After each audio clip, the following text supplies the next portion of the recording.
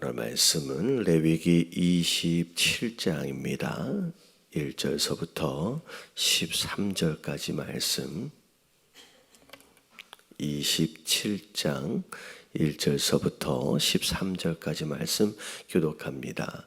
여호와께서 모세에게 말씀하여 이르시되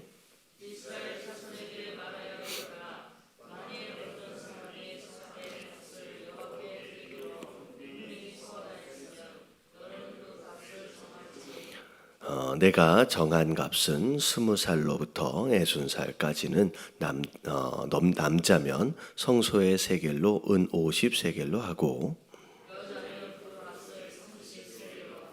5살로부터 20살까지는 남자면 그 값을 20세겔로 하고 여자면 10세겔로 하며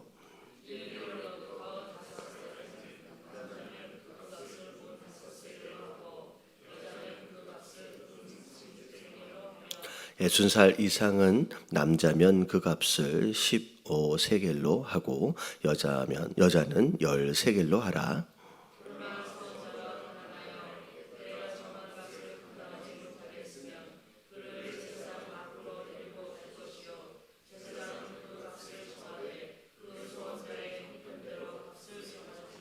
사람이 소원하는 예물로 여호와께 드리는 것이 가축이면 여호와께 드릴 때는 다 거룩하니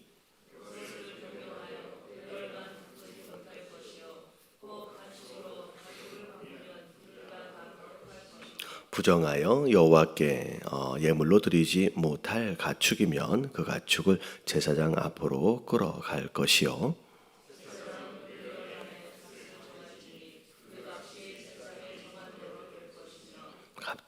같이 봉독합니다. 만일 그가 그것을 물으려 내가 정한 값에 그 5분의 1을 더할지니라. 아멘. 자, 레위기 1장이 하나님께 드려지는 제사의 예물에 대한 내용으로 이제 시작이 됐습니다. 레위기 이제 마지막에 와서도 하나님께 드려지는 것에 대한 내용으로 이제 마무리가 되어지는데 어찌 보면 여러 가지 이유로 하나님께 드리게 되어지는 상황, 사실 감사의 내용도 있고 오늘 나오는 것처럼 서원의 내용도 있지만 사실 하나님께 우리가 무엇인가를 드림으로 우리의 첫 번째 되어지는 가장 기본적인 고백의 내용은 하나님이 나의 주인입니다 라고 하는 거에 대한 우리 인정과 고백의 내용이 가장 크다라고 생각을 하시면 될 것 같아요. 그래서 어찌 보면 다른 많은 종교들과 가장 중요하게 구분되어지는 개념들 가운데 하나가 뭐냐면 사실 이런 서원에 대한 내용들과 감사에 대한 내용들 사실 다른 종교들도 다 가지고 있어요.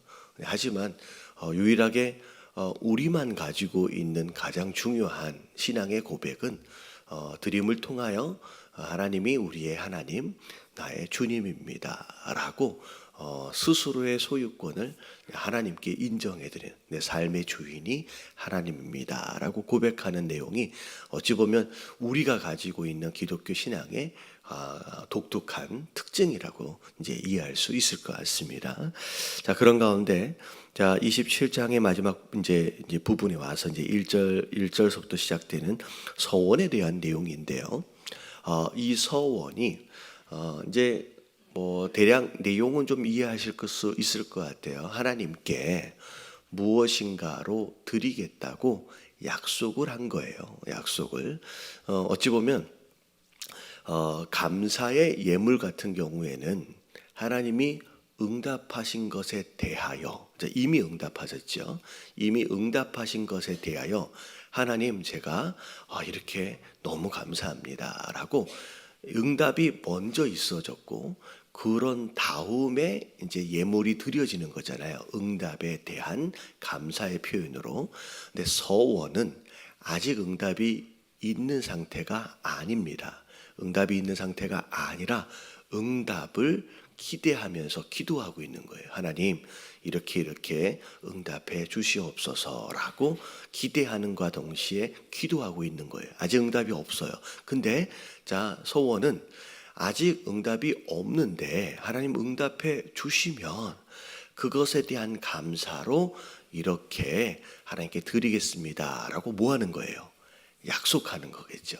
이게 이제 일반적인 서원의 이제 개념이다라고 생각하시면 되겠습니다. 그래서 하나님께 무엇인가로 드리기로 약속을 하는 것인데 어떤 응답을 기대하면서 하나님 앞에 약속한다라고 생각하시면 될 것 같아요. 그래서 오늘날로 보면 우리가 어떤 응답을 기대하면서 내가 이제 자발적으로 이제 드려질 것에 대하여 정하잖아요. 이런 응답이 있으면 이것으로 드리겠습니다. 저것으로 드리겠습니다.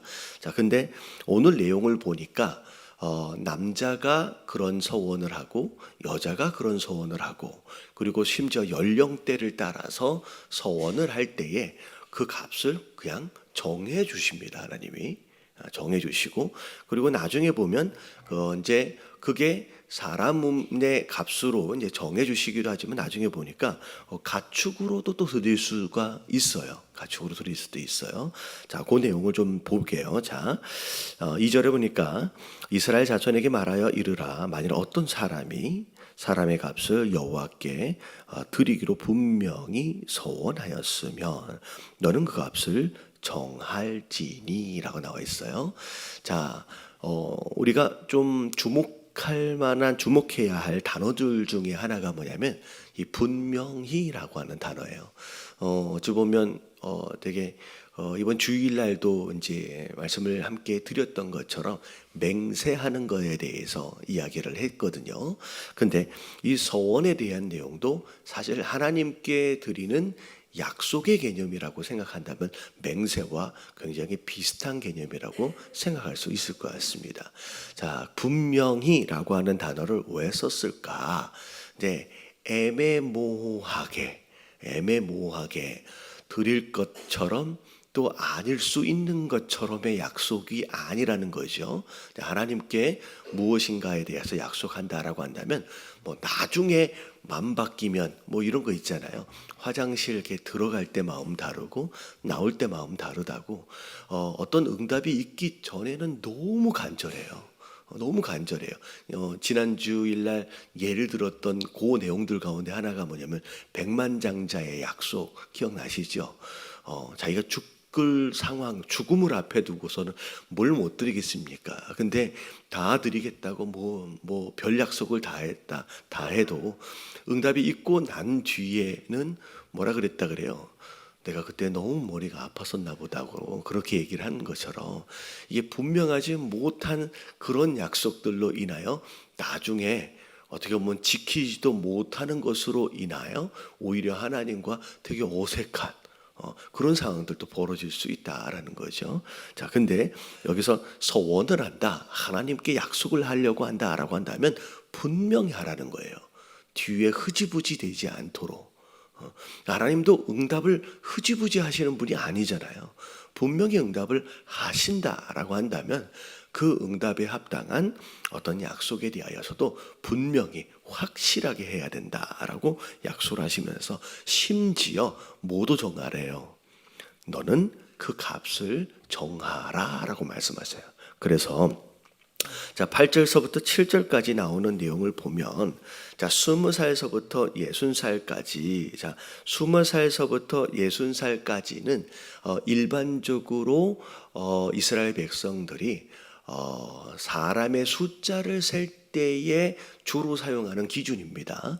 그리고 이 개념이 주로 군사의 숫자, 전쟁터에 나갈 수 있는 어떤 군사의 숫자를 쓸 때도 요 이제 기준을 보통 사용을 하죠. 그래서 일반적으로 군사로 전쟁을 치를 수 있는 연령대, 그리고 어떻게 생각할 수 있냐면 일을 할 수 있는 그런 노동력의 어떤 연령대. 그래서 남자로 볼 때는 자 어떻게 돼요?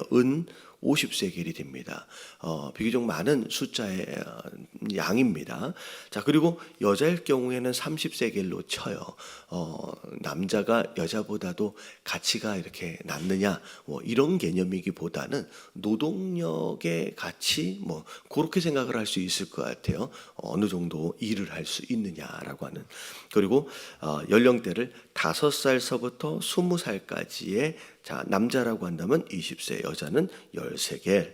자, 그리고 1개월부터 태어난 이제 아이죠. 그리고 고 이제 5살까지의 남자는 자, 15세겔, 여자는 자, 3세겔로 하고, 그리고 60살이 넘은 이제 남자다라고 한다면 15세겔, 여자는 13겔로 하라라고 해서 연령대별로 그리고 남자 성별로 이렇게 드릴 어떤 그 예물에 대하여 서원의 제물에 대하여 이제 값을 정하여 하나님께 이제 드리도록 합니다. 자, 그래서 어떤 하나님 응답에 대하여 그리고 약속함에 대하여 확실하게 지킬 것, 어떻게 보면 중간에 애매모호하게 변심함으로 말미암아 어떻게 보면 이제 하나님께 약속을 지키는 부분에 대하여 흐지부지 되지 않도록 값을 정확하게 정할 수 있도록 했는데, 자, 값이 정해지면 비교적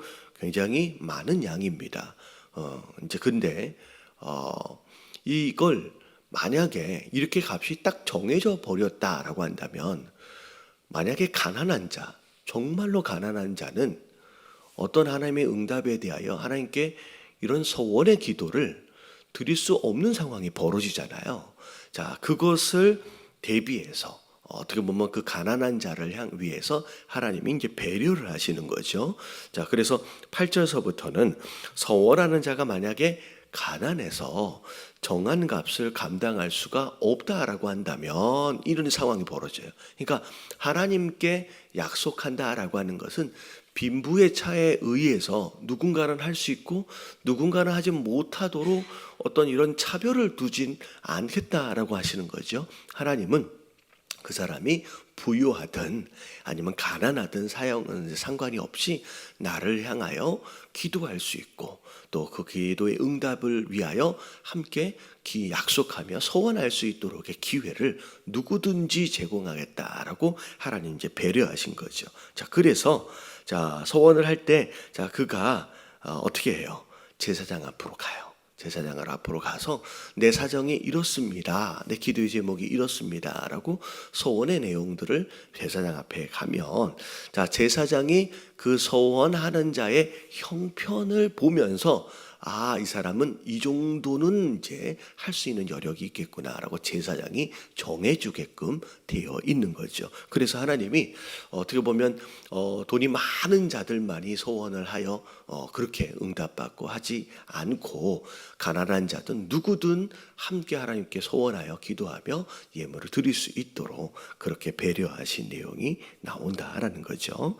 자, 그리고 나서 자, 9절에 보니까 사람이 소원하는 예물로 여호와께 드리는 것이 가축이다라고 한다면 여호와께 다 드릴 때 다 거룩하게 될 것인데, 자, 그것을 변경하여 우월관 바꾸지 못할 것이요 라고 나와 있어요.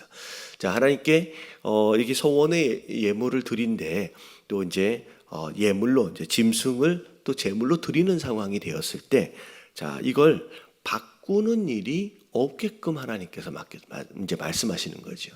자, 이거는 이제 앞에 나왔던 내용하고 마찬가지예요.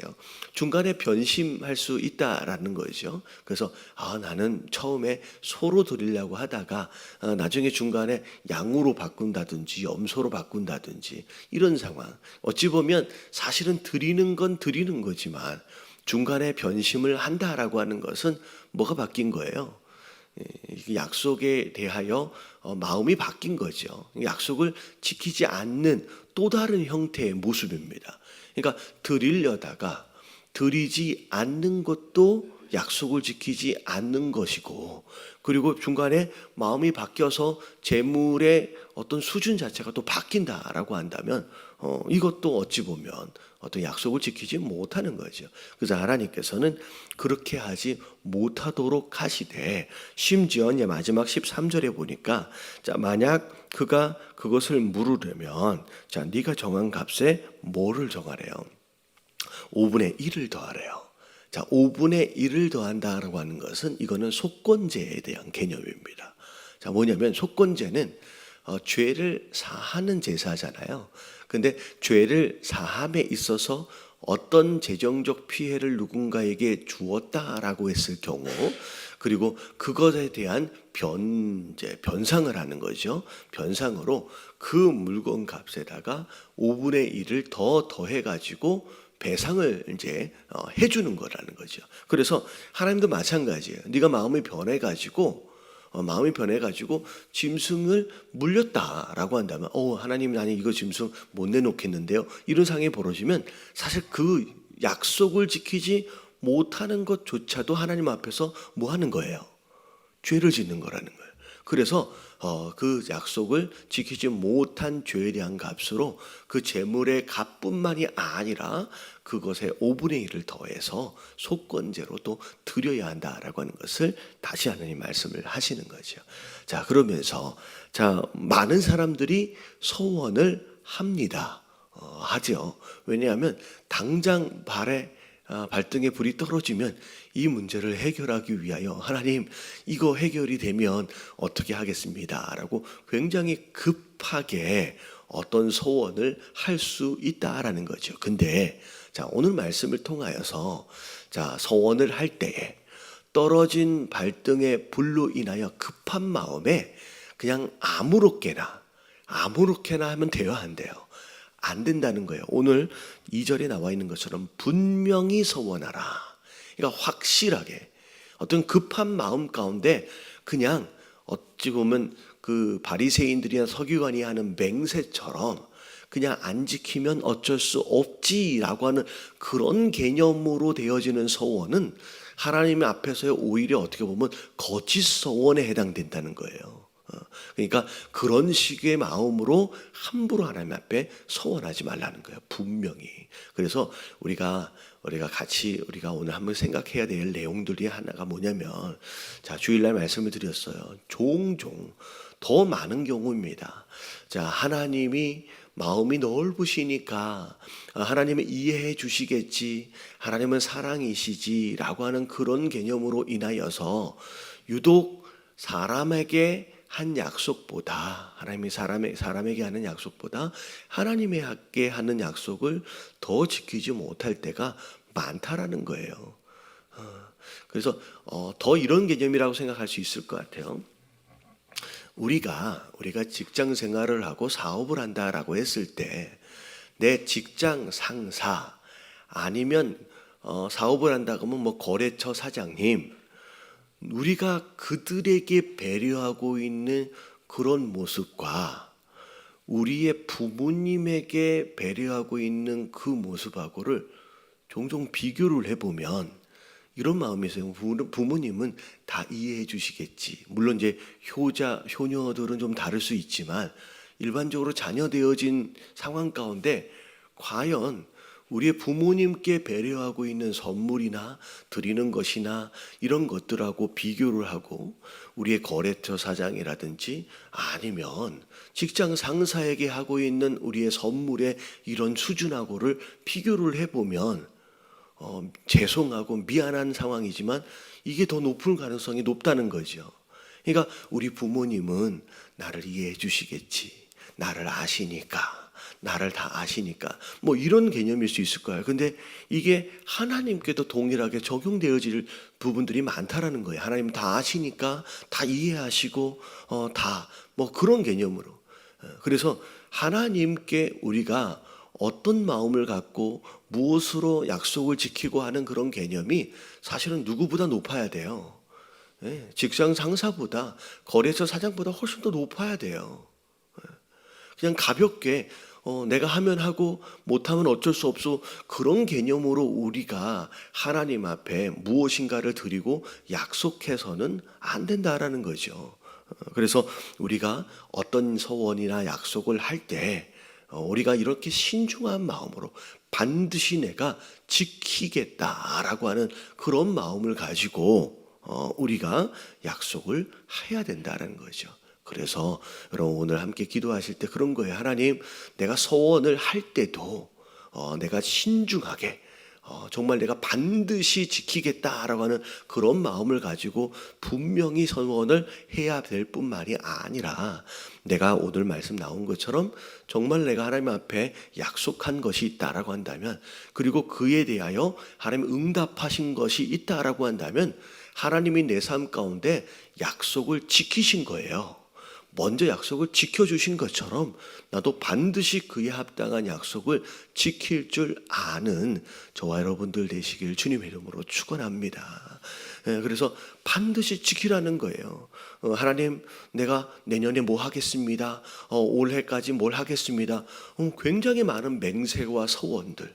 그리고 보세요.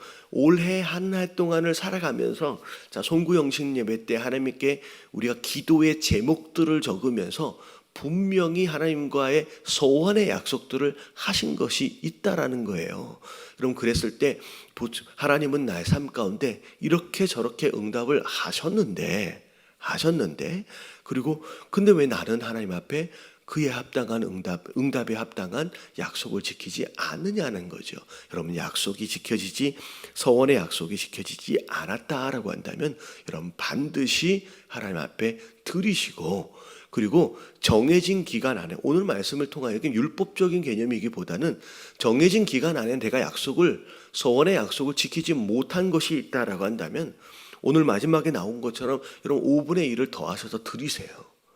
내가 하나님 앞에 내가 죄를 지은 거구나, 내가 약속을 지키지 않는 죄를 지은 것이구나 라고 스스로 깨달으시고 더 드리세요. 여러분, 이게 사실 하나님과 우리 안에 이런 주고받는 이 약속을 통하여 사실 신뢰를 계속 쌓아가는 거거든요.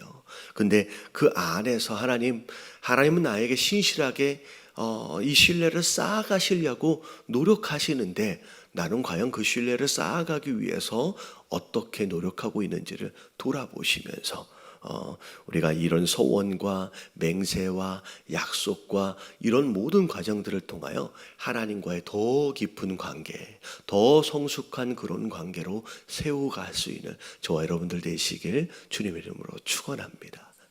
그리고 기도하시는 가운데 특별히 하나님께 하나님 정말로 원하고 바라는 그런 소원의 내용들이 있다라고 한다면 진짜 신중하게 기도하시면서 하나님께 소원해 보십시오. 그러면 하나님께서 그런 이제 응답과 그 소원이 이루어지는 그 과정들을 통하여서 하나님을 또 경험할 수 있도록의 특별한 은혜를 또 허락하십니다. 그리고 오늘 나온 것처럼 내가 뭐 대단하게 큰 것을 하나님 앞에 드려야지만 소원이 아니에요. 오늘 말씀 나온 것처럼 정해진 값도 있지만 정말 내가 연약하고 부족하여 큰 것으로 드리지 못하더라도 내 형편에 맞게끔의 값을 여러분 신중하게 정하셔도 괜찮습니다. 중요한 건 뭐냐면 그런 어떤 문제와 어떤 기도의 제목들을 하나님 앞에 전심으로 올려드리는 가운데 그것을 위해서 하나님 앞에 약속하고 간구하고 있는 이런 모습들 자체가 하나님 보시기에는 기뻐하시는 모습이에요. 여러분, 세상 종교와는 좀 다른 개념에서의 여러분 이런 기도와 약속을 지키는 이런 모습들로 하나님과 건강하고 성숙한 신앙생활을 해갈 수 있는 저와 여러분들 되시길 주님의 이름으로 축원합니다. 자, 다 같이 주님 한번 부르짖고 통성으로 기도합니다. 시작. 주님